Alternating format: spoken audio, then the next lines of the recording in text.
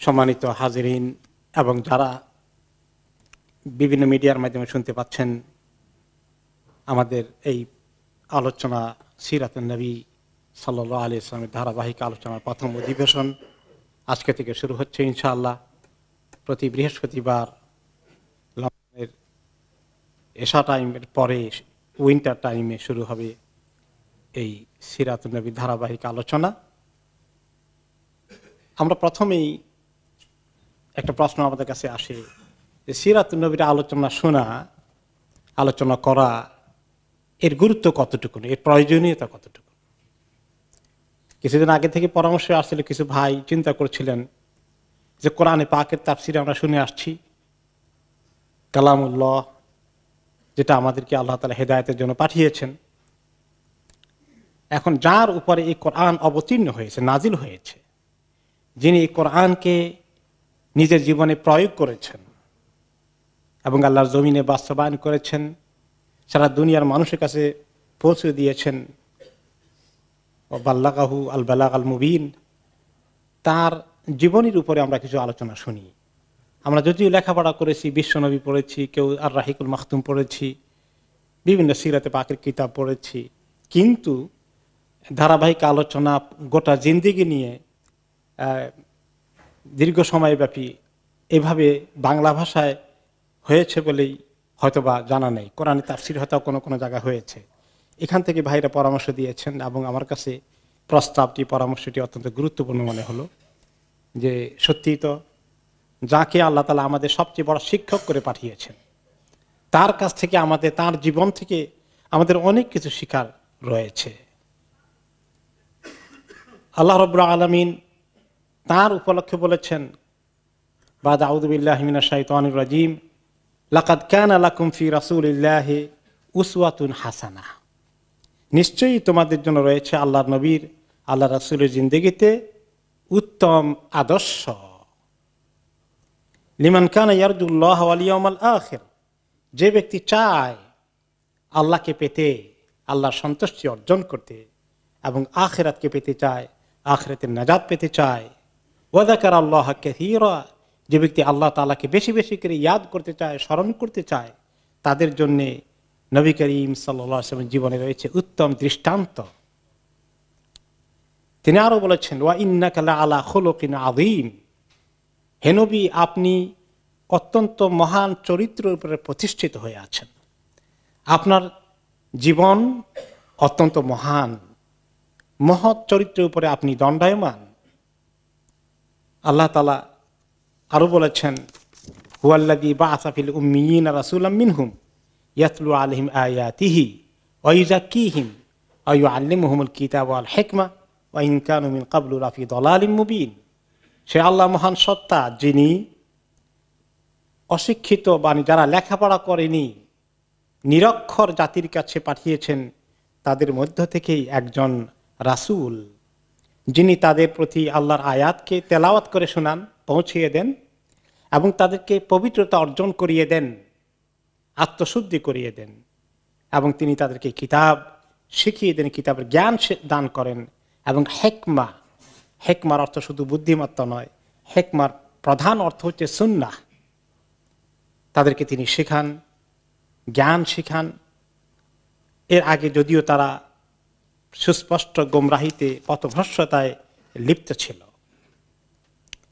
আমরা রাসূলুল্লাহ সাল্লাল্লাহু আলাইহি ওয়াসাল্লামের জীবনের খুঁটিনাটি অনেক কিছু আমাদেরকে জানতে হবে, কারণ তিনি হচ্ছেন আমাদের রোল মডেল।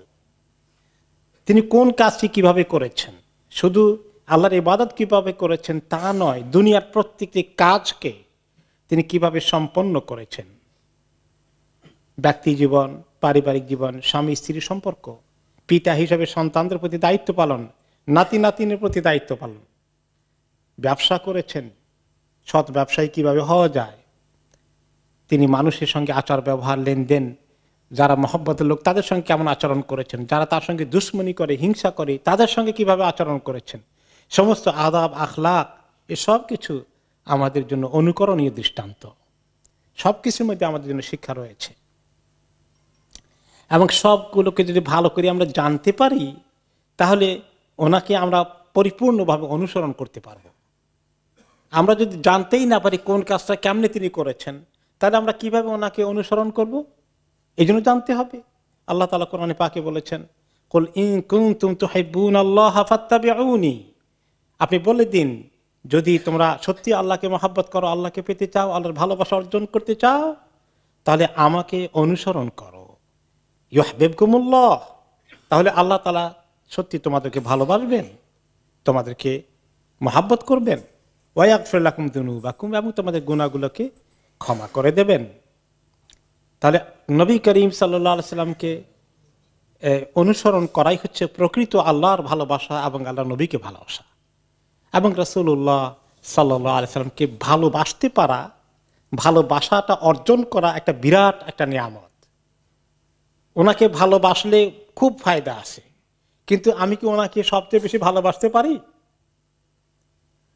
এটা তো একটা প্রশ্ন চলে আসে। তিনি হাদিসে বলেছেন কি, লা ইউমিনু আহাদুকুম হাত্তা আকুনা আহাব্বা ইলাইহি মিন ওয়ালাদিহি ওয়া ওয়ালিদিহি ওয়ান নাসি আজমাইন, তোমাদের কেউ পরিপূর্ণ মুমিন হতে পারে না, পরিপূর্ণ মুমিন হতে পারবে না, কোনো ভালো মুমিন হতে পারবে না যতক্ষণ না আমি তার কাছে, তার পিতা মাতা, তার সন্তান সন্ততি, সমস্ত মানুষ থেকে সবচেয়ে বেশি প্রিয় না হই, সবচেয়ে বেশি মহব্বতের না হই, ততক্ষণ পর্যন্ত তোমরা ভালো মুমিন হতে পারবে না। এখন আমরা কি আসলে ওনাকে এরকম মহব্বত করি? আমাদের ছেলে মেয়েকে যেভাবে মহব্বত করি, স্ত্রী স্বামী একে অপরকে যেভাবে মহব্বত করি, পিতামাতা, সবচেয়ে বেশি কি ওনার মহব্বতটা আছে কিনা, এটাও তো একটা চিন্তার বিষয়, প্রশ্ন আছে। আমরা ওই লেভেলে পৌঁছেছি কিনা, কিভাবে ওই লেভেলে অর্জন করা যায়? এই জন্য সিরাতে পাকের আলোচনা শুনলে এবং এগুলো জানতে পারলে হয়তো আমাদের ওনার ব্যাপারে আরো ধারণা সুন্দর হবে এবং ওনার প্রতি মহব্বত আরো বাড়তে থাকবে ইনশাআল্লাহ। সে নিয়তেই আমরা এই আলোচনা সূত্রপাত করেছি। এরপরে হচ্ছে তার জীবনটা আমাদের সব কাজগুলোই আদর্শ। তারাকতু ফীকুম আমরাইন লা ইন তামাসসাকতুম বিহিমা লান তাদিল্লু আবাদা কিতাবুল্লাহি সুন্নাতু রাসূলিহি। তিনি আরো বলেছেন যে আমি তোমাদের জন্য দুটো জিনিস রেখে গেলাম, আল্লাহর কিতাব এবং আমার সুন্নাহ। ওনার সুন্নাহ আমার জীবন আদর্শ, জীবনের কাজগুলোই সুন্নাহ। এই দুটোকে যদি তোমরা আঁকড়ে ধরো, তাহলে তোমরা কখনো পথভ্রষ্ট হবে না, বিভ্রান্ত হবে না, গোমরাহ হবে না।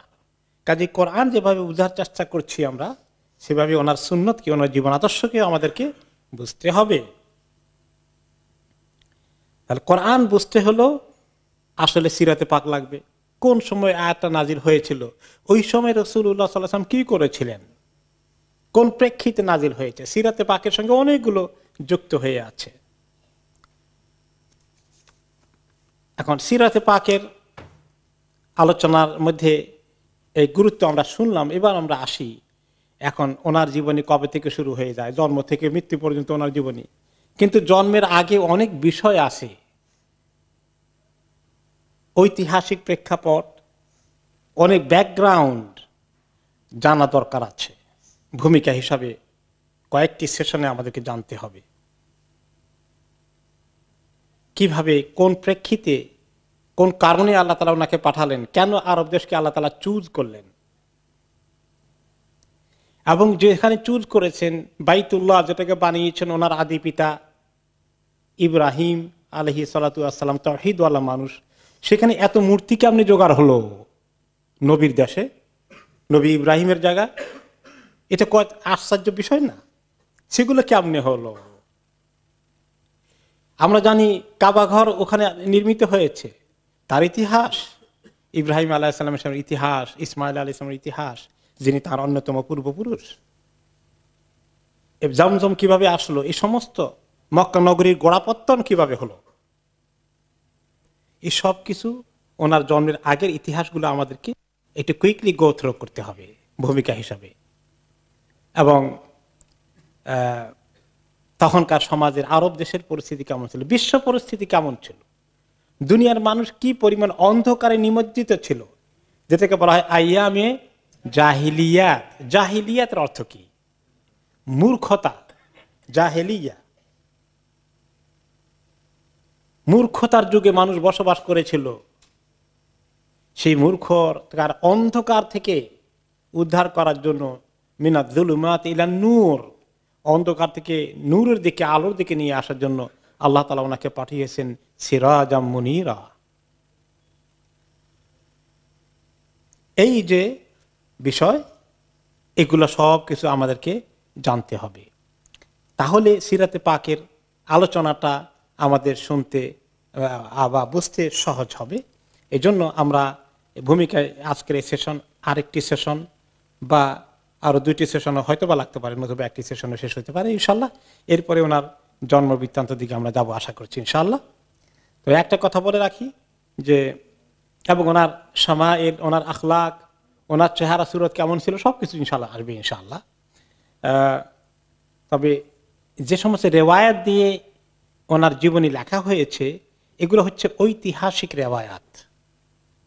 হাদিস শরীফের রেওয়ায়াতগুলো যেগুলো হাদিসের মধ্যে এসেছে সেগুলো যেমন সহিহ কনফার্ম হয়েছেন মুহাদ্দিসিনে কেরাম, কিন্তু ইতিহাস লেখকগণ এবং ওনাদেরকে বলা হয় আখবারিয়ুন, যারা ইতিহাস বর্ণনা করেছেন তারাই সিরাতে পাকের ম্যাটেরিয়ালে অনেক কিছু তারা নিয়ে এসেছেন। তো ইতিহাস আর হাদিসের রেওয়ায়তের মধ্যে কিছু পার্থক্য আছে। হাদিসের রেওয়ায়তের মধ্যে সাংঘাতিকভাবে চেক করা হয়েছে একদম অথেন্টিক কিনা, কারণ ওই রেওয়ায়তের কারণে হালাল হারাম প্রতিষ্ঠিত হবে, তাই না? ওখানে দুর্বলতা থাকলে, দাঈফ হাদিস থাকলে সেটা গ্রহণযোগ্য নয়। কিন্তু ইতিহাস বর্ণনার ক্ষেত্রে কিছু কিছু ক্ষেত্রে মানে এত বেশি চেক করা হয়নি, কোনো কোনো ক্ষেত্রে কিছুটা ইগনোর করা হয়েছে। যতটুকুন ইতিহাসের বর্ণনা পাওয়া গিয়েছে ততটুকুন গ্রহণ করা হয়েছে, কিন্তু সেক্ষেত্রেও যারা মুতাবার ইতিহাসবেত্তা, ঐতিহাসিক, তারা মোটামুটি যতটুকুন পেরেছেন কিছুটা চেক করার চেষ্টা করেছেন। কিন্তু স্টিল পার্থক্য থাকবে। ইতিহাস যেমন আপনি মনে করেন সিরাজউদ্দৌলার ইতিহাস পড়ছেন, এরপরে মোগল সম্রাটদের ইতিহাস পড়েছেন, তাই না? এগুলো কি একেবারে হাদিসের মতো এত চেক করা হয়েছে? কিছু এগুলোর মধ্যে আলোচনা ধারাবাহিক শুনে আসছে, লোকেরা বর্ণনা হয়েছে। তো এরকম এই মৌলিকভাবে ইতিহাসের মধ্যে কিছুটা এরকম থাকে। এই জন্য তারা ইতিহাস বর্ণনা করেন, তাদেরকে আরবিতে বলা হয় আল আখবারিয়ুন। আল আখবারিয়ুন খবর বর্ণনা করেছেন, ঘটনাগুলো বর্ণনা করেছেন। আর যারা হাদিস বর্ণনা করেন তাদেরকে কি বলা হয়? আল মুহাদ্দিসুন। মুহাদ্দিস এক বচন, বহু বচন মুহাদ্দিস। তো মুহাদ্দিসুন আর আখবারিয়ুন উভয়ের তরিকার মধ্যে কিছু পার্থক্য আছে। এরপরে আমরা তাহলে ভূমিকার মেইন পার্টটাতে যাই। সেটা হচ্ছে রাসূলুল্লাহ সাল্লাল্লাহু আলাইহি সাল্লামের মূল, ওনার পূর্বপুরুষদের মধ্যে সবার আগে কার কথা দিয়ে আমরা শুরু করব? ইব্রাহিম আলাইহিস সালাতু ওয়াস সালামের কথা দিয়ে। যেহেতু নবী করিম সাল্লাল্লাহু আলাইহি ওয়াসাল্লাম ইতিহাস ওনার সঙ্গে জড়িত, মক্কার ইতিহাস, কাবার ইতিহাস, জমজমের ইতিহাস, বাইতুল্লাহর ইতিহাস, যেটা নবী করিম সাল্লাল্লাহু আলাইহি ওয়াসাল্লামের আপন জন্মভূমি, সেটা যেহেতু এইগুলোর সঙ্গে জড়িত, এই জন্য সংক্ষিপ্তভাবে আমরা ইব্রাহিম আলাইহিস সালামের কিছু ঘটনাপঞ্জির দিকে যাব। ইব্রাহিম আলাইহিস সালামকে আল্লাহ তাআলা পাঠিয়েছেন কোন জায়গায়? ওনার জন্ম হয়েছে কোন এরিয়ায়? বাবেল। বাবেল হচ্ছে ব্যাবিলন, সেটা হচ্ছে ইরাক এলাকার ভিতরে পড়েছে। ইরাকে ওনার জন্মভূমি, এবং সেখানে কোন জালিম শাহী বসবাস করেছে? নমরুদ। এবং সেখানে আপনারা জানেন তিনি মূর্তি ভেঙে ফেলেছিলেন, এগুলো আপনারা তাফসীর শুনেছেন, সেই বিস্তারিত ইতিহাসে আমি যাব না। এবং এরপরে ওনার সঙ্গে তার, তিনি যখন দাওয়াত দিতে গিয়েছেন এক ধরনের তর্ক হয়ে যায়, ডিসকাশন হয়। সে নমরুদ কি বলল যে তোমার রব আবার কে? তোমার রবের পরিচয় দাও। আমার রব যিনি জন্ম দেন, যিনি মৃত্যু দান করেন, জীবন যার হাতে, তিনি আমার রব। তো সে বলল আমি তো এটা করতে পারি, তুমি কেমনি করবো? দেখো এখন দুইজন বন্দীকে জেলখানা থেকে নিয়ে আসলো, দুইজনের শাস্তি ভোগ করছে। একজনকে বলল তোমার মৃত্যুদণ্ড কার্যকরী হবে, তাকে মৃত্যুদণ্ড দেওয়া হলো। আর একজনকে বললো ইউ আর ফ্রি, তুমি যাও। বলে দেখো এই যে আমি জীবন দিলাম, জীবন আমি বাঁচানোর মালিক, আমি মৃত্যুদানের মালিক, দেখলা তো? এটা অথর্বের মতো কথা। তার নিজের নমরুদের জীবন তো তার হাতে নাই, কার হাতে? আল্লাহর হাতে। তারপরে তিনি একটা যুক্তি দিলেন যে ঠিক আছে, যুক্তি নিয়ে এসেছে, সে যেরকম একটা আমার সামনে ঘটিয়ে দিল, আমি এইরকমই একটা জিনিস দিয়ে তাকে আমি যুক্তি পেশ করি। তিনি বললেন যে আমার রব তো ইয়াতি বিশামসি মিনাল মাশরিকি ফাতি বিহা মিনাল মাগরিব, আমার রব তো পূর্ব দিক থেকে সূর্যকে নিয়ে আসেন প্রতিদিন সকালে উঠে, তো তোমার ক্ষমতা থাকলে আমার রবের সঙ্গে চ্যালেঞ্জ করে তুমি পশ্চিম দিক থেকে সূর্যকে উঠাও দেখি। ফাবুহিত আল্লাযী কাফার, তখন যে কুফরি করেছিল কাফের আর কোনো শব্দ নেই, আর কোনো কথা নেই, সে নিশ্চুপ হয়ে গেল, সে পরাজিত হয়ে গেল, কোনো লাজবাব হয়ে গেল, এর কোনো জবাব দিতে পারলো না। তারপরে কি ছাড়ে, এরপরে তো মূর্তি তারা ইবাদত করতে যখন বের হলো, তিনি মূর্তিগুলাকে ভেঙে ফেললেন, এবং পরবর্তী পরে তারা যখন বের করলো তিনি ভেঙেছেন, তখন তারা ওনার বিচার সাজালো, ওনাকে মৃত্যুদণ্ড দেওয়া হবে। কিভাবে? আগুনের বিশাল কুণ্ডলী জানানো হয়ে গেল, আর সেই বিশাল দাউ দাউ করা আগুনে ওনাকে ফেলানোর জন্য হাতে ধরে ফেলানো যাচ্ছে না, আগুন এত বেশি জোরালো হয়েছে, আশেপাশে ফেলতে গেলে যাবে যারা, তারাও পুড়ে মরবে আগুনের তাপে। তখন ক্রেইনের মতো কিছু চরকি দিয়ে আবিষ্কার করে ওনাকে থ্রো করা হলো আগুনের মধ্যে, এভাবে থ্রো করা হলো ওয়ালের উপরে দিয়ে, বিরাট ওয়াল করে বিরাট করে ঘেরাও করে, সেখানে আগুনের বিশাল কুণ্ডলী জানানো হয়েছে। আর ইব্রাহিম আলাইহিস সালাম তখন সেখানে আগুনে জ্বলবেন, পড়বেন, ছাই হয়ে যাওয়ার কথা, এটাই নর্মাল কথা। কিন্তু ইব্রাহিম আলাইহিস সালাম কি ভয় কাঁপছেন? না। এমনকি জিবরাইল আলাইহিস সালাম আসলেন, আপনার কোন হেল্প করতে পারি? নবী ইব্রাহিম আলাইহিস সালামের কাছে তিনি কি বললেন? আমার আল্লাহ তো আছেনই, আমার আল্লাহ যেটা ফয়সালা করবেন, তিনি যেটা ভালো মনে করেন তিনি সেটা করবেন, আমি আপনার কাছে সাহায্য চাওয়ার দরকার কি? আল্লাহ তাআলা কি বললেন? কুলনা ইয়া নারু কুনি বারদাম ওয়া সালামান আলা ইব্রাহিম, আমি বলে দিলাম হে আগুন তুমি কি হয়ে যাও, বারদান ওয়া সালামান, তুমি আগুন শীতল হয়ে যাও, ঠান্ডা হয়ে যাও, এবং শান্তিদায়ক হয়ে যাও ইব্রাহিমের প্রতি। শুধু ঠান্ডা হয়ে গেলে যদি তিনি থেমে দিতেন, আল্লাহর হুকুম তো পালন করে মাখলুকগুলো, ঠান্ডা এমন ঠান্ডা হতো যে ইব্রাহিম এবার ঠান্ডায় মরে যেতেন। তো আল্লাহ তাআলা কি করলেন যে সালামান, এমন ঠান্ডা যেটা তার জন্য নিরাপত্তার কারণ হয়, তার জন্য শান্তির কারণ হয়, এর চেয়ে বেশি ঠান্ডা করো না আবার। কারণ আল্লাহর হুকুম যদি চূড়ান্ত পর্যায়ে মানে, তো এমন ঠান্ডা হতে পারে যে ঠান্ডায় মানুষ মরেও যায়। ইব্রাহিম আলাইহিস সালাম সে পরীক্ষায় পাশ করলেন, তার পিতা সহ, তারপরেও তারা নরম হয় না, পিতাকে দাওয়াত দিচ্ছেন। আজার সে তার নিজে মূর্তি পূজার বিরাট এক ব্রাহ্মণ, সে এটার প্রচারক, তাদের ধর্মের পুরোহিত। আপন পিতাকে তিনি চেষ্টা করলেন বহু রকমে আল্লাহ দিকে দাওয়াত দিতে, কিন্তু পিতা তো শুনেই না, বরঞ্চ বললো এই কথা যদি বলো আর তুমি যদি মূর্তি পূজায় না আসো, লাকতুলান্নাক, আমি তোমাকে কতল করে ফেলবো। তখন তিনি দেখলেন যে আর তো এখন বাবা আমাকে কতল করতে আসলে জান বাঁচানো ফরজ, আমি যদি আবার বাবাকে উল্টা কতল করতে হয়, বাবা দরকার নাই, আমি এই জমিন ছেড়েই চলে যাব। কারণ একটি লোক ঈমান আনলেন না ইব্রাহিম আলাইহিস সালামের প্রতি, তিনি এবং তার স্ত্রী সারা রাদিয়াল্লাহু আনহা, এই দুইজন মাত্র মুসলিম। বাবাকে পারে বললেন যে বাবা এখন যে সীমা লঙ্ঘনের দিকে হয়তো যেতে হচ্ছে, আমি তো এদূর যেতে চাই না, আপনি পিতা, এর বেশি আমি আপনার সঙ্গে তো আর কিছু করতে পারবো না, আমি চলে যাই, যতক্ষণ না আল্লাহ আমাকে নিষেধ না করেন ততক্ষণ দোয়া করতে থাকবো যে আল্লাহ তাআলা যদি আপনাকে হেদায়েত দেয়। তিনি তার দেশ থেকে হিজরত করে ফেললেন। হিজরত করে ওনার 3 নম্বর সাথী ছিল আরেকজন, ইসলাম কবুল করেছিলেন, তিনি কে? ওনার ভাতিজা লূত আলাইহিস সালাতু ওয়াস সালাম। এই তিনজনে মিলে হিজরত করে চলে আসলেন। তিনি প্রথমে সিরিয়া হাররান এলাকায় আসলেন, সেখান থেকে পরবর্তী পর্যায়ে ফিলিস্তিনে চলে গেলেন এবং সেখানে তিনি সেটেল করে ফেললেন। আর লূত আলাইহিস সালাম ওনার ভাতিজাকে পাঠালেন জর্ডানের এই যে এখন ডেড সি আছে সেই এলাকায়।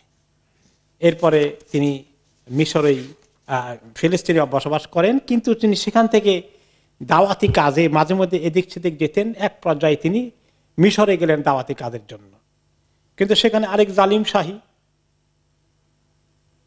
ওখানে তিনি যখন পৌঁছলেন তিনি খবর পেলেন সেখানকার শাসক ওনার খবর পেয়ে ওনাকে ডেকে পাঠালো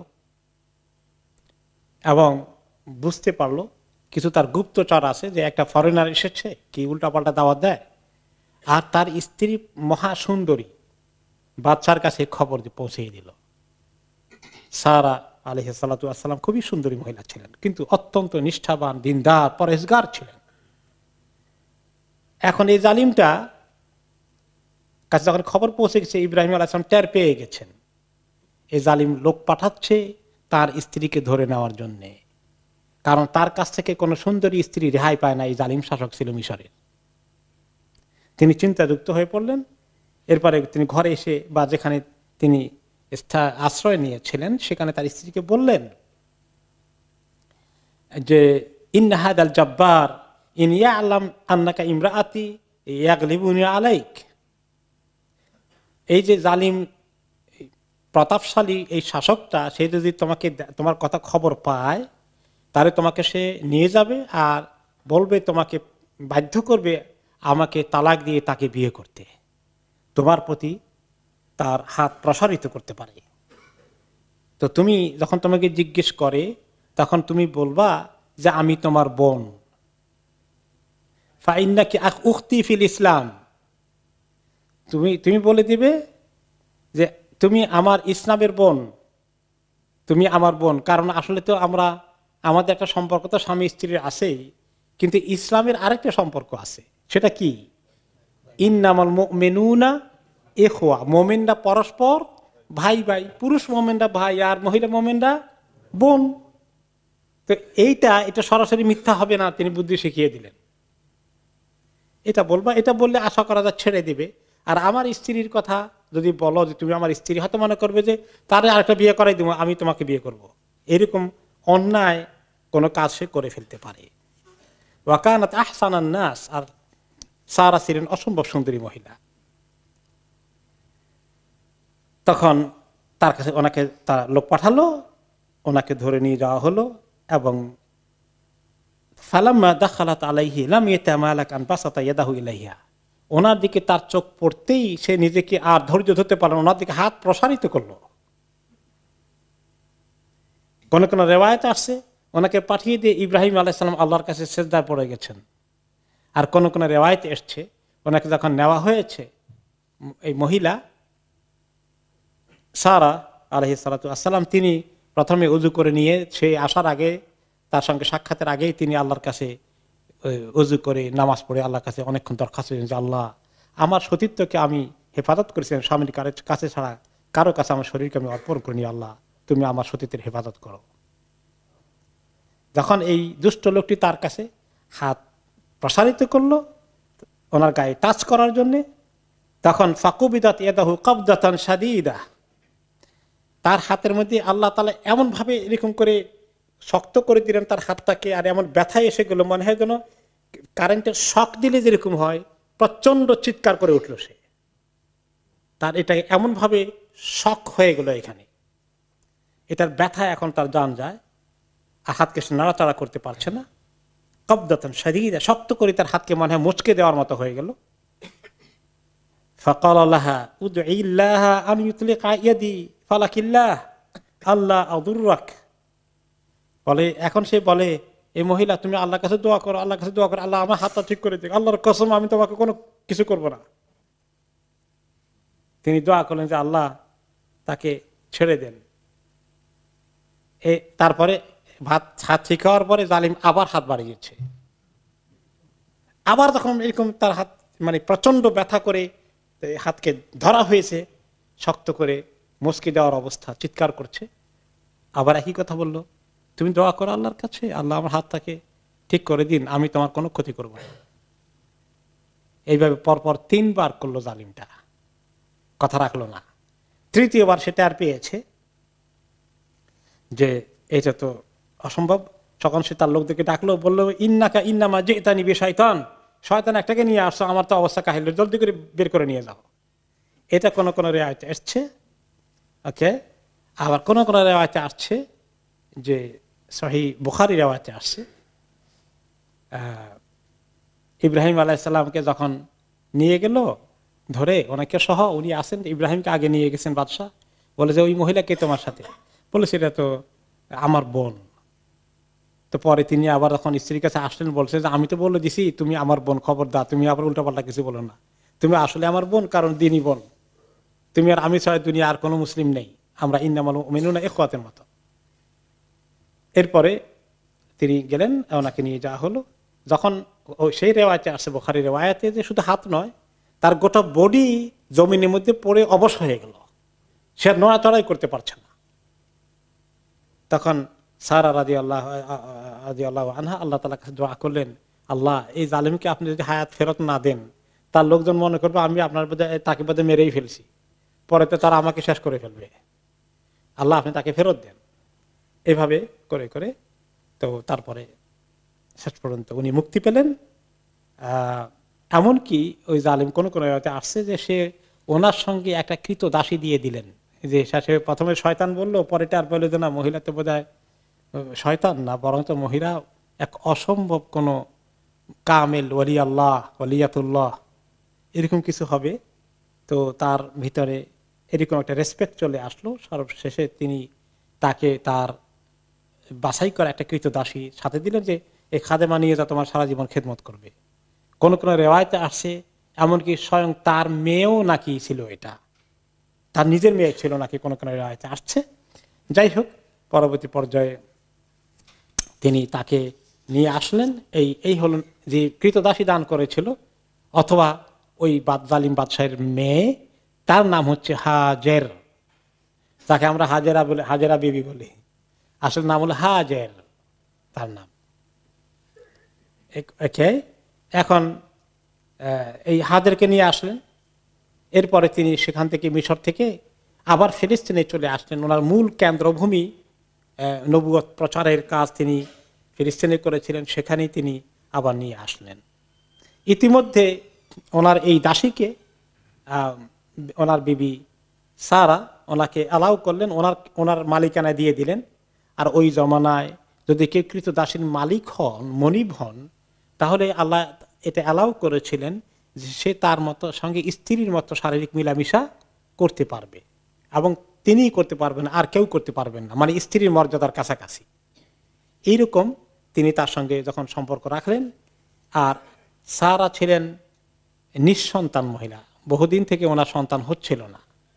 আর সেই নিয়তেই সারা চিন্তা করলেন, আমার তো সন্তান হয় না, এই মহিলাকে যদি ওনার সঙ্গে আমি দাম্পত্য জীবনের মতো ব্যবহার করতে অ্যালাউ করি, তাহলে আল্লাহ কোনো সন্তান দিলে তো আমাদের সন্তান হয়ে যাবে। তখনই আল্লাহ তাআলা ওনাকে এই সন্তান দিলেন। তখন বয়স কত? 80 বছর ইব্রাহিম আলাইহিস সালামের বয়স। আল্লাহ তাআলা ওনাকে এই সন্তান দিলেন। সন্তান পাওয়ার পরে এখন সন্তান বড় হচ্ছে। এখন যেটা হয় সতীনের, এই সতীনের সন্তান নাই, ওই সতীনের সন্তান হয়েছে, এখন তো মনে মনে জেলাসি চলে আসলো, একটু হিংসা হিংসা ভাব। এখন দেখা যায় যে উনি আর ওনাকে টলারেট করতে পারেন না, বরদাস্ত করতে পারেন না। দুই সতীনে এখন তুমুল যুদ্ধ শুরু হয়ে যাচ্ছে ঘরের মধ্যে। এদিকে আল্লাহ তাআলারও কিছু মানসা, আল্লাহ তাআলারও কিছু মর্জি আছে, কিছু প্ল্যান পরিকল্পনা আছে। তো আল্লাহ তাআলা ইব্রাহিম আলাইহিস সালামকে ইঙ্গিত দিলেন, তোমার এই যে মহিলা, যে সন্তান ইসমাইল আলাইহিস সালামের জন্ম হয়েছে, তাকে, তার মা হাজেরকে তুমি কোথায় নিয়ে যাও? ওই মক্কা এলাকার যে এরিয়া আছে সেখানে নিয়ে যাও, তাকে সেখানে রেখে আসো, ওখানে কাজ আছে, আমার পরিকল্পনা আছে, তাকে ওখানে রেখে আসো। ইব্রাহিম আলাইহিস সালাম শিশু ইসমাইল এবং তার মা হাজেরকে নিয়ে মক্কার মরুভূমির একটা নির্দিষ্ট জায়গায়, আল্লাহ তাআলা যেখানে ওনাকে ইঙ্গিত করেছেন, জিবরাইল আলাইহিস সালামকে পাঠিয়ে যে জায়গা দেখিয়ে দিয়েছেন, সেখানে তিনি ওনার স্ত্রী এবং ছেলে মেয়েকে রাখলেন। রাখার পরে তাদের সঙ্গে খাবার দাবারের জন্য এক বস্তা, মানে বা একটা ব্যাগ, এক ব্যাগ পরিমাণ খেজুর এবং একটি মস্ক চামড়ার পানি ভর্তি ড্রামের মতো রেখে আসলেন। তো এখন এই পানি আর খেজুর ওনাদের একমাত্র সম্বল। পানি আর খেজুর তো দিন যাচ্ছে মোটামুটি। আস্তে আস্তে যখন পানি সেরে ফুরিয়ে গেল, তখন তো কষ্ট শুরু হয়েছে। তার আগে ইব্রাহিম আলাইহিস সালাম রেখে সুম্মা কাফা ইব্রাহিম মুনতালিকান, ইব্রাহিম আলাইহিস সালাম তাদেরকে রেখে তিনি এখন চলে যাচ্ছেন।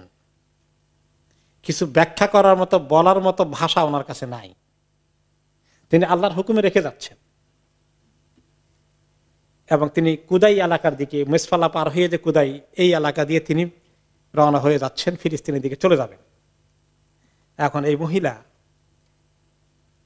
ইসমাইল আলাইহিস সালামের মা বলছেন, ইয়া ইব্রাহিম আইনা তাযহাব, ইব্রাহিম কোথায় চলে যাচ্ছেন আপনি? ওয়া তাতরুকুনা বিহাদাল ওয়াদি আল্লাযী লাইসা বিহি আনিসুন ওয়ালা শাই, এমন একটি ধুধু প্রান্তরে রেখে যাচ্ছেন যেখানে কোনো জনবসতি, কোনো মানুষ যার সঙ্গে আমরা একটু মিশতে পারবো বা কিছু আমাদের সময় কাটবে, আমাদের সাহারা হবে, কিচ্ছু যেখানে নাই, এমনকি দানা পানি খাবার কিচ্ছু যেখানে নাই, এমন জায়গায় রেখে চলে যাচ্ছেন। ফাকালাত লাহু যালিকা মিরারান ওয়া জাআলা লা ইয়ালতাফিতু ইলাইহা, মহিলা কয়েকবার এই কথা বললেন, কিন্তু ইব্রাহিম আলাইহিস সালাম কোনো জবাবও দিচ্ছেন না, তার দিকে ফিরেও তাকাচ্ছেন না। কষ্ট হচ্ছে ওনার, তিনি তাদের প্রতি দুর্ব্যবহার শাস্তি দেওয়ার জন্য নয়। ফাকালাত লাহু, প্রথমে বলেছিলেন কি আমাদেরকে শাস্তি দিয়েছেন, কোন কোন রিওয়ায়াতে আসছে, নাকি আল্লাহর হুকুম? ফাকালাত লাহু আল্লাহু আমারাকা বিহাযা, যে আল্লাহ তাআলা কি আপনাকে এভাবে রেখে যেতে আমাদেরকে হুকুম করেছেন? ক্বালা নাম, তিনি বলেন হ্যাঁ তাই, আমার আল্লাহ এই নির্দেশ দিয়েছেন। ক্বালাত ইযান লা ইউদাইউনা, তখন তিনি বলেন তাহলে আশা করছি আল্লাহ আমাদেরকে হালাক করে দেবেন না, ধ্বংস করে দেবেন না, বরবাদ করবেন না, আমাদের আস্থা আছে আল্লাহর প্রতি। অনেক রিওয়ায়াতে এসেছে ইলা মান তাকিলুনা, ইব্রাহিম কার হাতে আমাদেরকে রেখে চলে যাচ্ছেন? ক্বালা ইলাল্লাহ, তখন তিনি জবাব দিয়েছিলেন আল্লাহর কাছে রেখে গেলাম তোমাদেরকে। ফাকালা রাদিতু, ঠিক আছে আল্লাহর কাছে রেখে যান, আল্লাহর হুকুমে ঘটে যায়, আমরা মেনে নিলাম। সুম্মা রাজাত, অতঃপর তিনি আর ওনার পেছনে পেছনে গেলেন না। ইব্রাহিম আলাইহিস সালাম সামনের দিকে যেতে থাকলেন, পিছনে তাকাচ্ছেন না, অনেক কষ্ট হচ্ছে, আদরের সন্তান 80 বছর বয়সে পেয়েছেন, এই সন্তানকে রেখে দিতে হবে এই ধুধু প্রান্তরে, কত কষ্ট ওনার মনে। ওনাদের সামনে কোনো কথাই বলছেন না। অতঃপর যখন তিনি সানিয়া এলাকা পার হয়ে গেলেন, ওনার চোখের দৃষ্টির বাইরে চলে গেল, তখন তিনি ওই যেখানে আল্লাহর ঘর হবে ওই দিকে মুখ করে আল্লাহর কাছে দোয়া করলেন, যে দোয়াটা আল্লাহ তাআলা কোরআনে পাকে উল্লেখ করেছেন, যে দোয়াটি এসেছে সূরা ইব্রাহিমের মধ্যেই, রব্বানা ইন্নী আসকানতু মিন যুররিয়াতি বিওয়াদিন গায়রি যী যারইন ইনদা বাইতিকাল মুহাররম, হে আল্লাহ আমি আমার সন্তানকে, আমার বংশধরকে, আমার স্ত্রী পরিবারকে রেখে গেলাম এমন একটি প্রান্তর, যেটা ধুধু প্রান্তর, যেখানে কোনো চাষাবাদ, গাছপালা, ক্ষেত খামার কিচ্ছু নেই। ইনদা বাইতিকাল মুহাররম, আপনার পবিত্র ঘরের কাছে। তখন কি আল্লাহর ঘর তৈরি হয়েছে? হয় নাই তো। তো তিনি বলছেন কেন? বলেন তো কেন বলছেন? ওনাকে আল্লাহ খবর দিয়ে দিয়েছেন, হামুকাল্লাহ, আল্লাহর কি পরিকল্পনা আছে এই এলাকায়, এখানে একদিন আল্লাহর ঘর নির্মিত হবে। তিনি এটা টের পেয়ে গেছেন, আল্লাহ ওনাকে খবর দিয়ে দিয়েছেন যে আল্লাহ আপনার পবিত্র ঘরের কাছে রেখে গেলাম, যেখানে কোনো খাবার দাবার, কৃষি কার্য কিচ্ছু নেই। রব্বানা লিয়ুকিমুস সালাহ, আল্লাহ যাতে তারা নামাজ কায়েম করে, সন্তানের জন্য তিনি এখানে এবং পরবর্তী বংশধর তারা যেন, যারা এলাকায় থাকে তারা যেন নামাজ কায়েম করে, তারা নামাজ পড়তে থাকে, এখানে যেন তারা এই নামাজের ঘর বানানো হয়, এই ঘরে তারা দেখভাল করে, এক সময় তাদেরকে নামাজি বানান।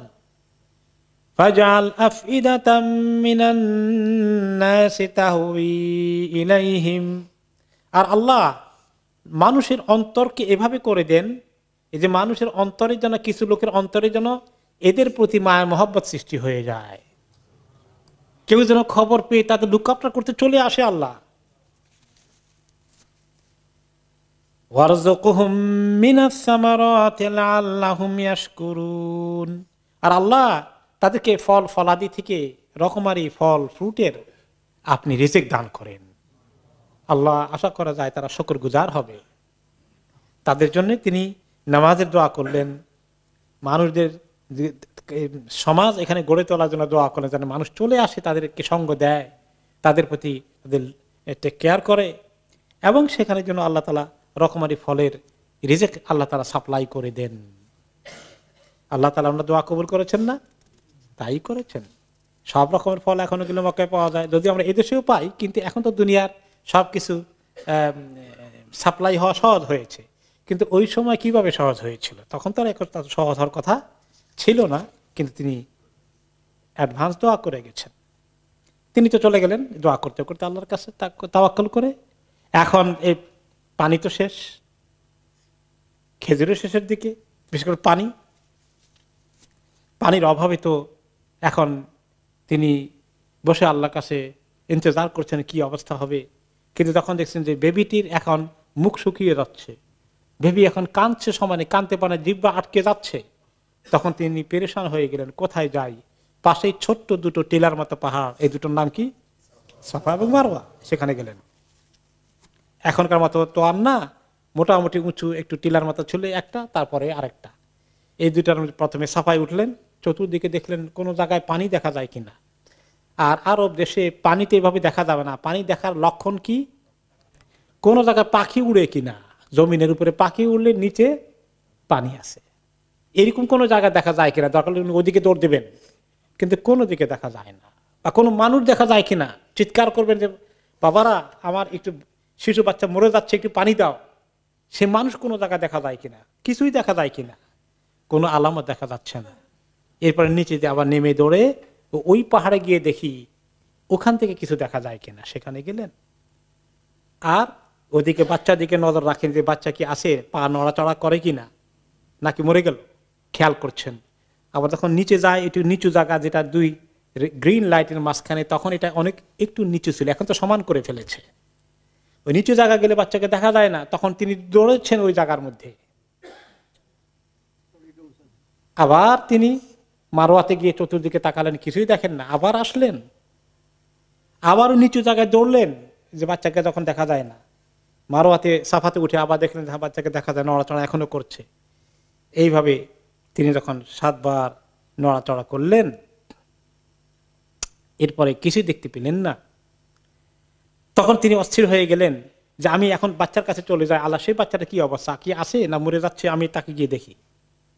তখন তিনি গেলেন।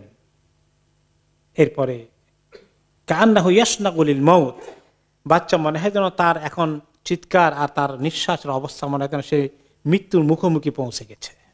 মায়ের জন্য এই সময় কি কষ্ট হতে পারে আপনি চিন্তা করেন। মাদের দুঃখ, নিজের কোলের বাচ্চা যদি এইভাবে কষ্ট পায়, এর চেয়ে বড় দুঃখ তাদের আর কিছু হতে পারে না। তারপরে তিনি বললেন লাউ যাহাবতুল্লাহ আলী ওয়াহিসু আহাদান, তিনি আবার গেলেন। কিন্তু তারপরে তিনি দূর থেকে দেখতে পেলেন এবার যে কিছু একটা যেন আওয়াজ পাওয়া যাচ্ছে। ফাকালাত আগিস ইন কানা ইনদাকা খাইর, কে আওয়াজ দিচ্ছ, কি নড়াচড়া শব্দ পাচ্ছি? তোমার কাছে ভালো কিছু থাকলে, আমি যে বিপদে আছি, ভালো কিছু থাকলে এখন আমাকে খবর দাও, উদ্ধার করার জন্য কিছু তোমার কাছে আছে কিনা। তখন উনি এই জায়গায় যখন আসলেন বাচ্চার কাছে, তখনই দেখেন যে সেখানে কিছু একটা আওয়াজ পাওয়া যাচ্ছে। দেখেন নাই তিনি, কিন্তু আওয়াজ পাচ্ছেন। বলে যে তুমি কে, আওয়াজ পাচ্ছি, নড়াচড়া পাচ্ছি, তোমার কাছে ভালো খবর থাকলে একটু হেল্প করো আমাদেরকে। তারপরে তিনি জমিনের মধ্যে ওনার পাখা দিয়ে একটু সামান্য খোদাই মতো করলেন। আর ওই সময় জমিন থেকে ফামবাসাকাল মা, পানি নিচে থেকে পানি উঠে আসলো। এবং নবী করিম সাল্লাল্লাহু আলাইহি সাল্লাম বলেন যে ফাযাহাবাত উম্মু ইসমাঈল ফাজআলাত তাহফিরু, উম্মু ইসমাইলের মা কি করলেন, যে পানি যে উঠছে, পানি যাতে চলে না যায়, হারিয়ে না যায়, চতুর্দিকে গিয়ে নষ্ট না হয়ে যায়, উম্মু ইসমাইল একটু ঘের বানালেন, বাঁধের মতো করলেন, ঘেরাও দিলেন, যে এতটুকু জায়গায় পানিটা যেন টিকে থাকে, তা না হলে পানিতে চলে যাবে, হারিয়ে যাবে, শুকিয়ে যাবে। তো রাসূলুল্লাহ সাল্লাল্লাহু আলাইহি ওয়াসাল্লাম বলেন, ইসমাইলের মাকে আল্লাহ রহম করুন, তিনি যদি এইরকম না করে আরো ছেড়ে দিতেন, তাহলে জমজম আরো বিশাল হয়ে যেত। তিনি তো ঘেরাও দিয়ে ছোট করে ফেলেছিলেন। এটাও আল্লাহ তাআলার কুদরত আর কি। আল্লাহ তাআলা এতটুকুনি চেয়েছেন, লাউ তারাকাত জামজাম আও লাউ তাগরিফ মিনাল মা লাকান জামজাম আইনান মাইনান। তিনি জমজমকে এতটুকু সীমাবদ্ধ না করে ফেললে জমজম বিরাট একটা বড় ঝর্ণাধারা এবং বড় পানির একটা আধার অনেক বড় হয়ে যেত। এরপরে তিনি পানি নিজে পান করলেন, বাচ্চাকে পান করালেন। এরপরে আলহামদুলিল্লাহ আল্লাহ তাআলা ওনাকে শান্তি দিলেন। এখন তিনি এই অবস্থায় আছেন। আর তখন দেখা গেল যে পানির সন্ধান পেয়ে ওই মুহূর্তেই হয়তো বা না কিছুক্ষণ পরে অথবা পরের দিন, সেটা টাইম এভাবে দিনক্ষণ আসে নাই, যে ওই জায়গা থেকে একটু দূর দিয়ে ইয়ামান থেকে জোরহুম কবিলার একটি দল, কারণ কবিলা লোকেরা তখন আরব দেশে তারা সেটেল হতো না এক জায়গায় পার্মানেন্টলি। এখন আমাদের দেশে যাযাবর যারা আছে বেদুইন, আমাদের দেশে কি বলে এদেরকে, বেদেদেরকে বলে। বেদেরা আসলে বেদুইন থেকে আসছে, মানে শব্দটা ওইখান থেকে এসছে। তারা এক জায়গা থেকে আরেক জায়গায় তাদের গরু ছাগল নিয়ে চলে যায়, আর আশেপাশে কোন জায়গায় পানি আছে যখন তারা সফর করতে করতে দেখে যে কোনো জায়গায় পাখি উড়ে কিনা, তখন তারা দেখলো যে অমুক জায়গায় এই জমজমের উপরে পাখি উঠছে। তখন তারা বেশ দূরে ছিল, একদম পাশে না। তখন তারা সেখান থেকে তাদের একজন বা দুইজনকে পাঠালো যে দাও তো দেখি ওইখানে পাখি উড়ে পানির কোনো সন্ধান আছে কিনা। এই জায়গা দিয়ে তো আমরা অনেকবার আসা যাওয়া করেছি, কোনোদিন তো এখানে পাখি উঠতে দেখিনি, দিস টাইম এবারে পাখি উঠতে দেখা যাচ্ছে, তাহলে তো নিশ্চয়ই পানির সন্ধান আছে কিনা। দুইজনকে পাঠানো হলো, তারা আসলো। এসে তারা দুইজন বলল,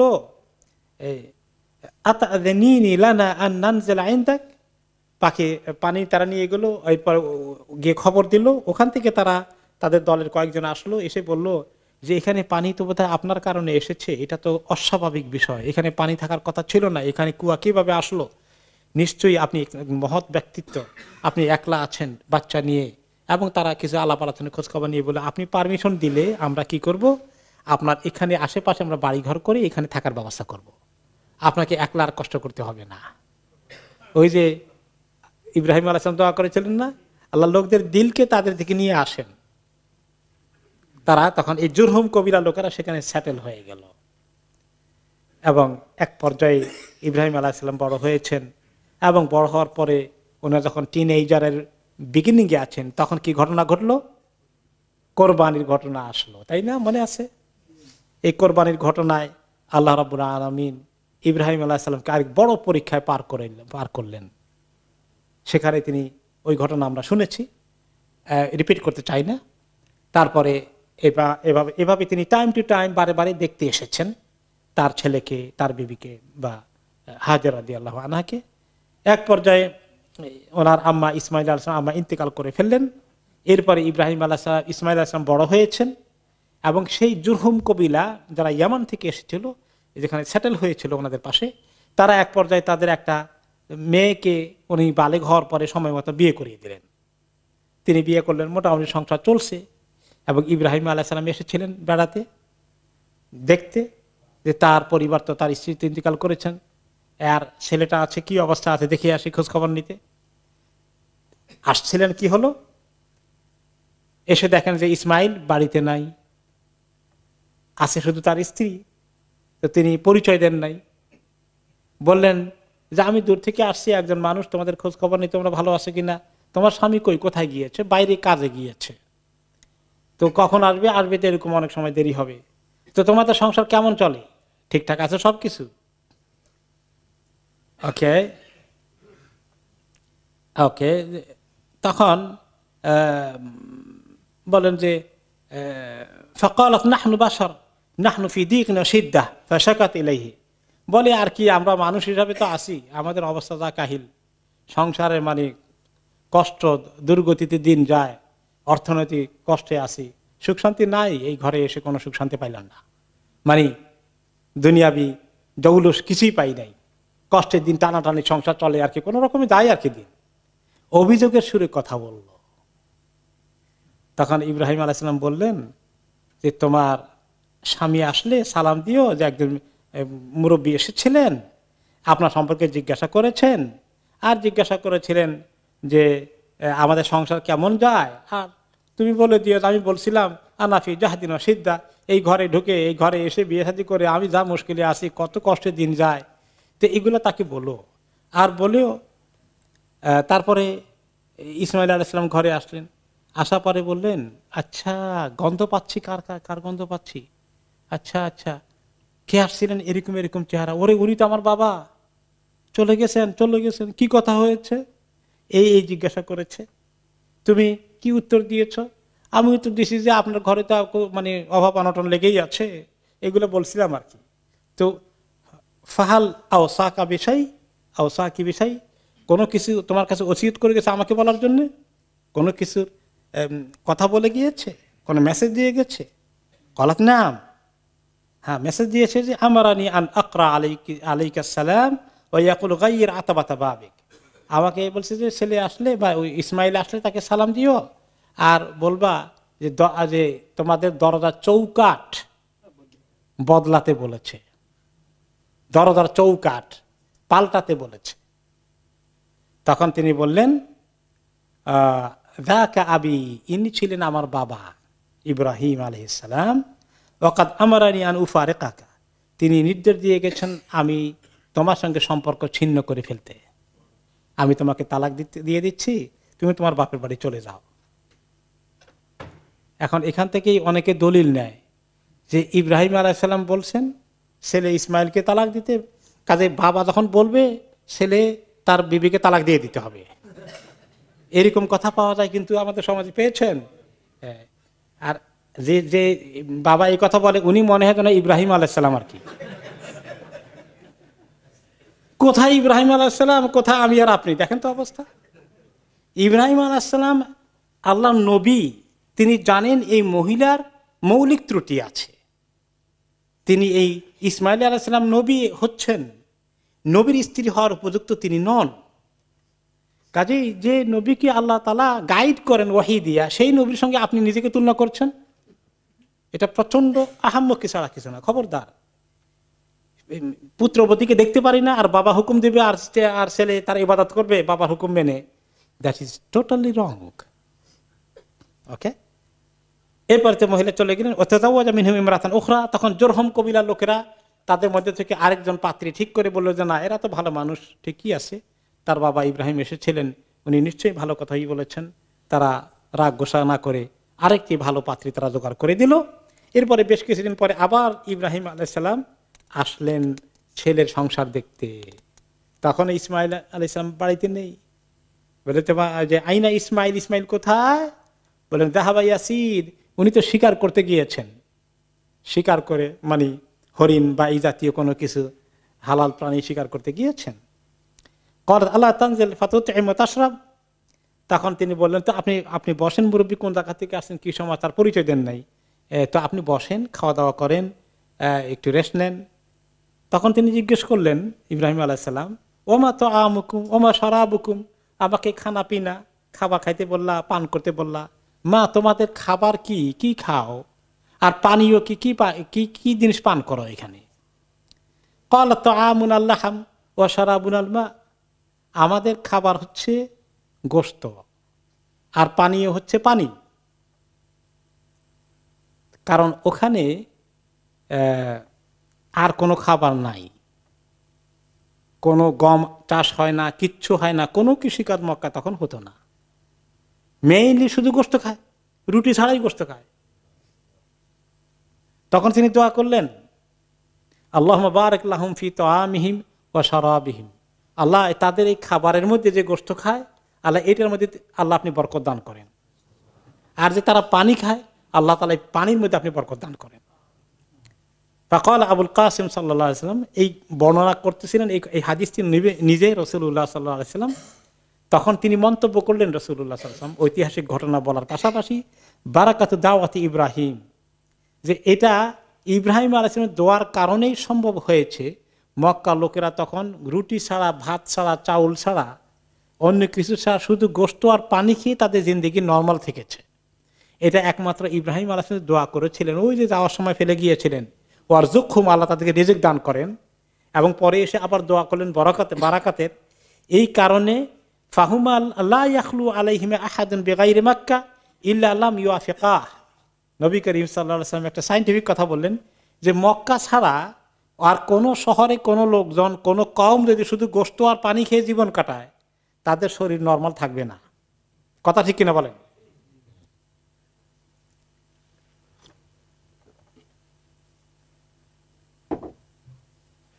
তো এই কথাই ঠিক। তাহলে মক্কার গোশত মধ্যে তিনি দোয়া করে কিন্তু সেটা ইব্রাহিম আলাইহিস সালাম পর্যন্ত টিকে থাকবে না। অনেক ওলামায়ে কেরাম বলেছেন মক্কা শহরে ওখানকার লোকাল গোশত যদি আপনি খান, ছাগল, ভেড়ি অথবা দুম্বা, এগুলোর গোশত এত হার্মফুল হবে না। কারণ ওই যে ইব্রাহিম আলাইহিস সালাম দোয়া করে গেছেন বারাকাল্লাহু ফি বারাকাল্লাহুম আল্লাহুম্মা বারিক লাহুম ফি তাআমিহিম ওয়া শারাবিহিম, এদের গোশত এই এবং পানির জন্য দোয়া করেছে। এই জন্য মক্কায় হজ ওমরায় গেলে কিছু গোশত খেয়ে নিলে আশা করা যায় কম ক্ষতি হবে। জানি না সাইন্টিফিক্যালি কতটুকু টিকবে, কিন্তু this is the opinion of some scholars. Okay, এরপর নবী করিম সাল্লাল্লাহু আলাইহি ওয়াসাল্লাম বলেন ওয়ালাম ইয়াকুন লাহুম ইয়াউমা ইদিন হাব্বুন, যে ওই সময় মক্কায় কোনো দানা ছিল না। দানা বলতে কোনো বীজ দানা, শস্য দানা, ধান, চাল, গম, এইরকম কোনো বীজ জাতীয় কিছু ছিল না। লাউকান আল্লাহুম হাব্বুন দা আলাহুম ফিহি, এরকম কিছু থাকলে তিনি অবশ্য দোয়া মিস করাতেন না, সেটার জন্য দোয়া করতেন। ছিল না, কি দোয়া করবেন? যেগুলো আছে ওগুলোর জন্যই বরকতের দোয়া করেছেন। অতঃপর তিনি জিজ্ঞেস করলেন ওয়াসআলাহা আন আইশিহিম ওয়া হাইয়াতিহিম, তাদের দিন কেমন যাচ্ছে, সংসার কেমন যাচ্ছে, খোঁজ খবর নিলেন। ঠিক আছে মা, তুমি এই ঘরে তোমার সুখ শান্তি আছে কিনা, মোটামুটি তুমি হ্যাপি আছো কিনা? তখন মহিলা বললেন নাহনু বিখাইরিন ওয়া সাআতিন ওয়া আসনাত আলাল্লাহ, বলেন আলহামদুলিল্লাহ, অনেক খায়ের মধ্যে আছি, অনেক ভালো অবস্থায় আছি, আমাদের কোনো অভাব অনটন নাই, এবং অনেক আল্লাহ তাআলার প্রশংসা করলেন, অনেক আলহামদুলিল্লাহ অনেকবার বললেন মহিলা। তখন তিনি বললেন যখন তোমার স্বামী আসে বলবা, তাকে সালাম দিবা আর বলবা যে তার ঘরের চৌকার যেন ঠিক মতো রেখে দেয়।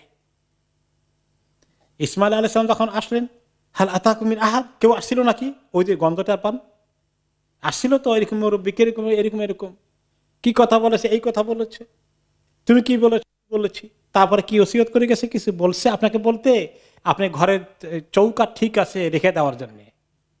তখন বললেন ওকে, সালাম দেওয়ার পরে এটা বলছে, আচ্ছা আচ্ছা আচ্ছা, যাকা আবি, তিনি আমার পিতা, ওকে, ওয়ান্তিল আতবা, তুমি আমার দরজার চৌকাঠ, ও আমার আনি আন উমসিকাকা, আমাকে বলে দিয়েছেন আমি যেন তোমাকে সুন্দর করে দাম্পত্য জীবনে অটুট রাখি, বজায় রাখি তোমার সাথে।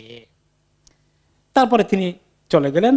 এরপরে আবার আরেকটি সময় আসলো, আরেক সময় আসার পরে বেশ কিছুদিন পরে আবার আসলেন। তখন ইসমাইল আলাইহিস সালাম মোটামুটি সুঠাম দেহের অধিকারী, ওনার কৈশোর পেরিয়ে, যৌবনের পেরিয়ে এবার তিনি মোটামুটি সুস্থ দেহের কর্মী হিসাবে ওনার জীবন গড়ে উঠেছে। এই সময় আসলেন, এসে তখন ইসমাইল আলাইহিস সালাম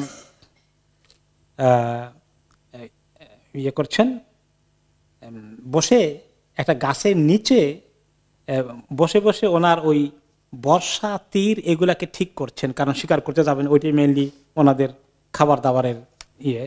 এই সময় ওই একটা গাছের নিচে বসে তিনি ঠিক করছিলেন।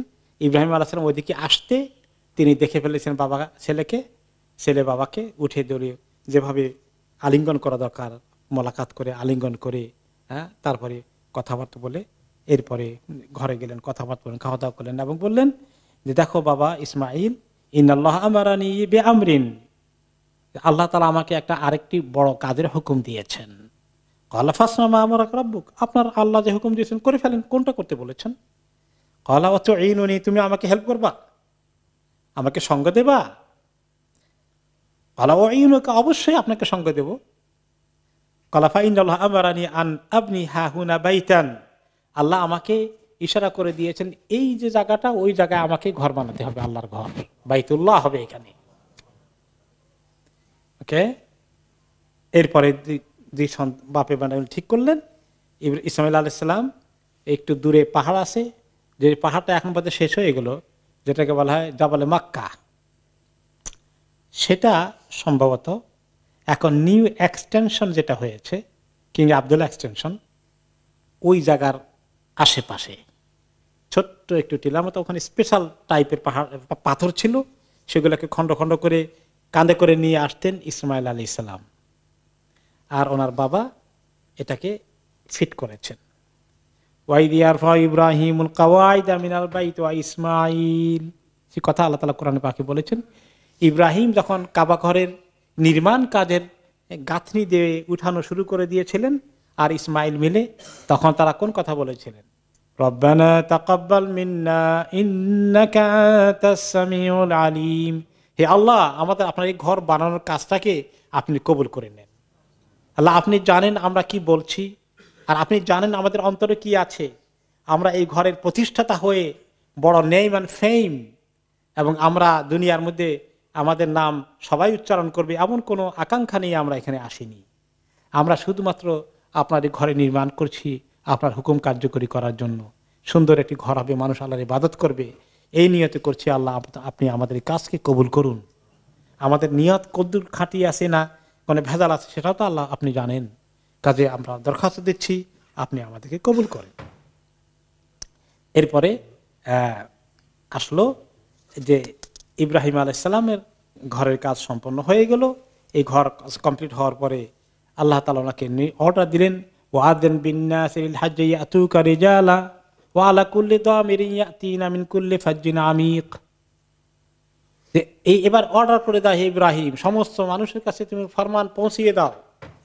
তিনি চিৎকার করে আওয়াজ করে দিলেন যে আল্লাহ রাব্বুল আলামিন যাদের সামর্থ্য আছে মুসলিম, তাদের প্রতি এই নির্মিত হওয়া এই ঘরের হজ আল্লাহ তাআলা জীবনে একবার ফরজ করে দিয়েছেন।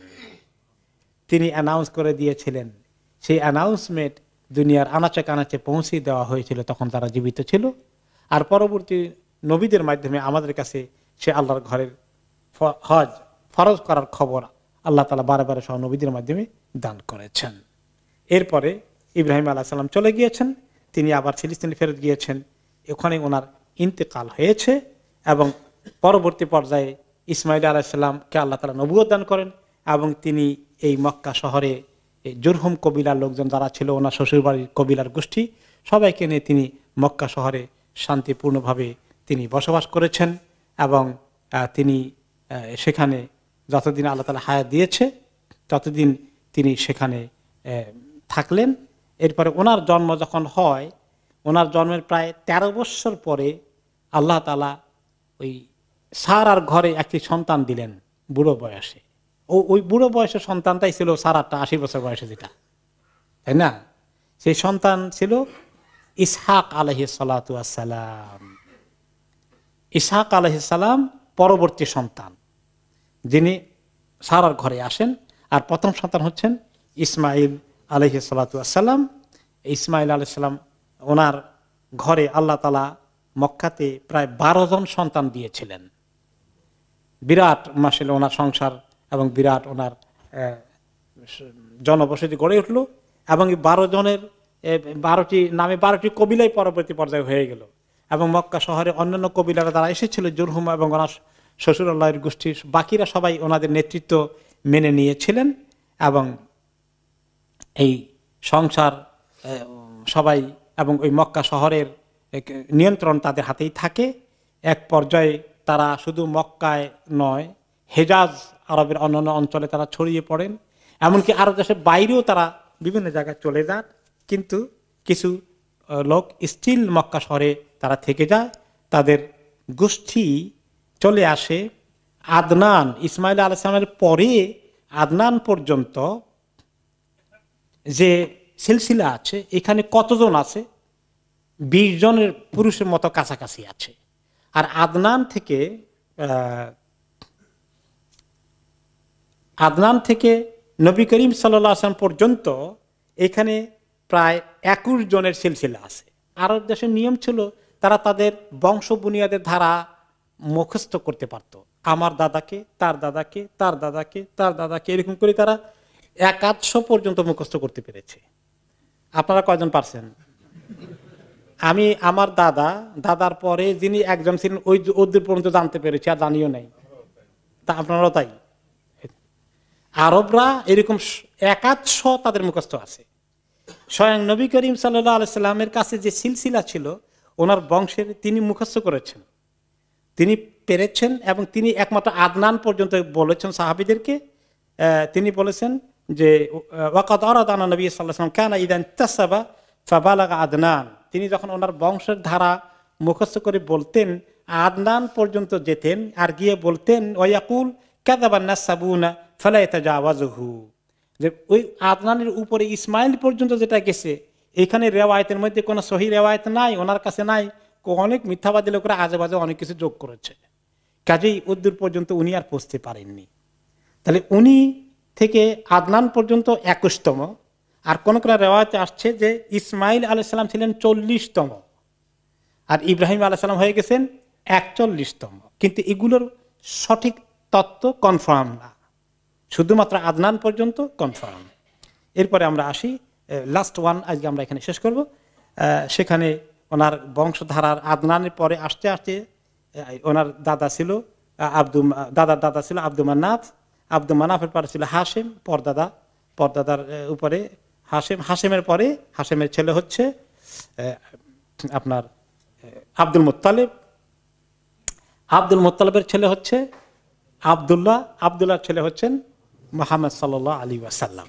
ওকে, তিনি এই কথাটা একটা হাদিসে বলেছেন যে ইন্নাল্লাহ ইসতাফা মিন ওয়ালাদি ইব্রাহিম ইসমাঈল, ইব্রাহিম আলাইহিস সালামের সন্তানদের মধ্যে থেকে আমার ধারা, আমার সিলসিলা আল্লাহ বাছাই করার জন্য ইসমাইলকে বাছাই করেছেন, ইসহাককে না। অতঃপর মিন ওয়ালাদি ইসমাইল কেনানা, ইসমাইলের অনেক 12 জনের মধ্যে যে কেনানার ওই সন্তানকে বাছাই করেছেন। আর কেনানা থেকে, কেনানার গোষ্ঠী তো জ্ঞাতি গোষ্ঠী অনেক শাখা প্রশাখা বেরিয়েছে, সেখান থেকে তিনি কোরাইশ নামে একজন ছিল, তার নামে পরবর্তী কোরাইশ কবিলা হয়, এটাকে বাছাই করেছেন। এবং কোরাইশ ছিল আরবের মধ্যে সবচেয়ে সম্মানিত শরীফ বংশ। ওয়াস্তাফা মিন কোরাইশ বনি হাশেম, আবার কোরাইশের মধ্যে কতগুলো উপগোত্র আছে, এখানের মধ্যে আবার সবচেয়ে সম্মানিত ছিল বনি হাশেম। আল্লাহ তাআলা আমাকে বনি হাশেমের জন্য চুজ করেছেন, সেই বংশে দিয়েছেন। ওয়াস্তাফা মিন বনি হাশেম ওয়াস্তাফা নিয়ে, আর বনি হাশেমের যত লোক ছিল সবার থেকে আল্লাহ তাআলা আমাকে বাছাই করেছেন নবুয়ত দেওয়ার জন্য। আল্লাহ তাআলা আরেকটি হাদিসে তিনি বলেছেন, আমি হচ্ছি আদম সন্তানের মধ্যে শ্রেষ্ঠ, কিন্তু এ ব্যাপারে আমি কোনো ফখর করি না। তো শ্রেষ্ঠ এই খবরটা কেন দিয়েছেন? যে আল্লাহ তাআলা অবশ্যই রাহমাতুল আলামিনকে, সারা দুনিয়ার শেষ নবীকে, আখেরি নবীকে, সর্বোত্তম ব্যক্তিটাকেই তিনি চুজ করেছেন। এই ইনফরমেশনটা আমাদের কাছে থাকা, এটা এই নলেজ আমাদের লাগবে, সেই জন্য কথাটা বলেছেন। আল্লাহ তাআলা ওনাকে বলতে বলেছেন, এটা বলে দেন আপনি। আল্লাহ যেটা বলতে বলেছেন ওটা বলতে ওনার লজ্জা করে বলা বন্ধত্ব করতে পারবেন না। ওইটা বলে আবার বলেছেন, মনে রেখো এটা জন্য আমি কোনো ফখর করি না, ওয়ালা ফখর। এখানে থাকলো। এরপরে আমরা ইনশাআল্লাহ আজকে এখানে শেষ করে আমাদের ভূমিকার একটা বড় অংশ আমরা কভার করেছি। ইনশাআল্লাহ আগামী সপ্তাহে আমাদের ভূমিকার বাকি অংশ চলতে থাকবে ইনশাআল্লাহ।